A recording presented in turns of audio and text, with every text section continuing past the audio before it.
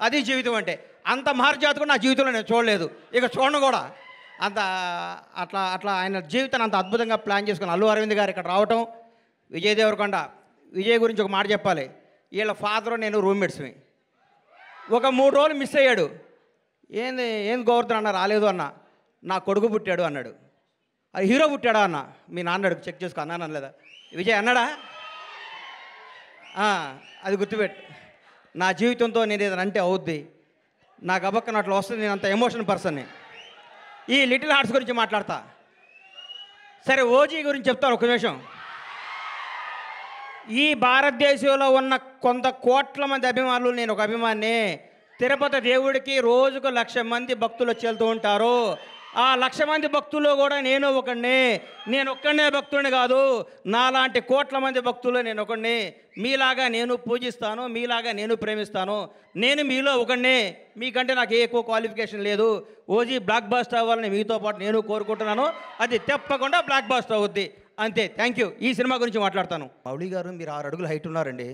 మీ ముందు విజయ్ దేవరకొండ, మహేష్ బాబు ఏం పనికొస్తారని అంటారు. అవన్నీ నమ్మకపు. నువ్వు ఒక చంద్రమోహన్ లాగా ఇండస్ట్రీని ఏలాలని కోరుకుంటున్నా. గ్రేట్ లెజెండరీ యాక్టర్ చంద్రమోహన్ గారు ఏమి సినిమాలు తీశారు. చచ్చిపోయేదాకా యాక్ట్ చేశాడు. అది వాస్తవాన్ని నమ్మమ్మ. మీ ఎవరు వయసు మీది? గాజువాక. మీ గాజువాక బేస్ని మర్చిపోకు. ఈ ఫిలిం నగరు, ఈ సినిమా, ఈ ట్వీట్లు, ఈ ఫోటోలు, ఈ పొగడ్తలు, ఇదంతా అబద్ధం. ఇంటికి వెళ్ళావా నువ్వు వాస్తవానికి వెళ్ళిపో. నేను రోజు ఇంటికి వెళ్ళి నా షాద్నగర్ కోళ్ళ ఫారం గుర్తించుకుంటా. లేకపోతే వీళ్ళు మన బతకనేరు. ఇక్కడ ఈ మాఫియా మన బతకనేదు. ఈ మాఫియాకి దూరంగా ఉండాలంటే మనం బేస్ మీద ఉండాలి. తప్పకుండా. ఎవడు బాగుంటే అబ్బబ్బబ్బబ్బ ఎంత పొడుగుందా నీది అంటారు. నువ్వు నమ్మకో. నేను 5 అడుగుల హైటే ఉన్నాను. నేను మంచి నటుణ్ణి. నేను చంద్రమోహన్ లాగా ఉండాలి అనుకో. ఒకటి గుర్తుపెట్టుకో. నాకు ఒకటి గుర్తు బాగా.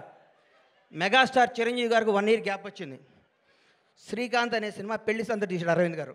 ఇండస్ట్రీ ఇటు కొట్టారు. అబ్బా శ్రీకాంత్ అని అయిపోయాడు, ఇక అది ఇది అన్నారు. ఒక స్టార్ను మనం ఏం చేయలేం. ఎవరో ఒక 100 కోట్లకు మెగాస్టార్ పుడతాడు. అట్లాంటి టచ్ చేయలేవు. నువ్వు స్టారుగా, నువ్వు మంచి నటుడివి. నువ్వు మంచి నటుడిగా ఉండాలని మనస్ఫూర్తిగా కోరుకుంటున్నాను. నిన్ను విష్ చేస్తున్నాను, నిన్ను ఆశీర్వదిస్తున్నాను, నేను హెచ్చరిస్తున్నాను. ఈ పొగడతలో నమ్మకో.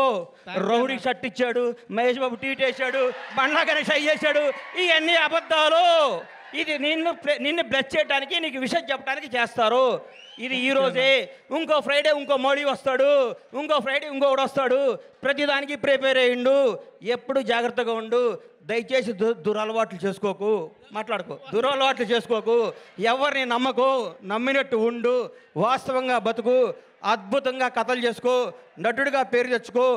మీ అమ్మ నాన్న తలెత్తుకునే తిరిగే విధంగా, నీ బంధువులందరూ మౌళి మా ఫ్రెండ్ అని చెప్పుకునే విధంగా, ఇండస్ట్రీ అంతా నిన్ను చూసి ఆనందపడే విధంగా మనస్ఫూర్తిగా ఉండాలని కోరుకుంటూ, నన్ను ఈ ఫంక్షన్ తీసుకురావడానికి కారణమైన మిత్రుడు బన్నీవాసు, వంశీ నందిపాటికి, ఈటీవీ వినివారందరికీ కృతజ్ఞతలు తెలియజేసుకుంటూ, ఇలాంటి సినిమాలు మీరు ఆశీర్వదించాలి.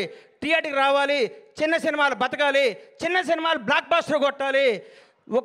ఒక సినిమా 2 రోజులు షెడ్యూల్ వేస్ట్ ఒక సినిమాది సూపర్ హిట్ కొట్టిన సినిమా చూసి మనందరూ గర్వపడాలని కోరుకుంటూ సెలవు తీసుకున్నాను.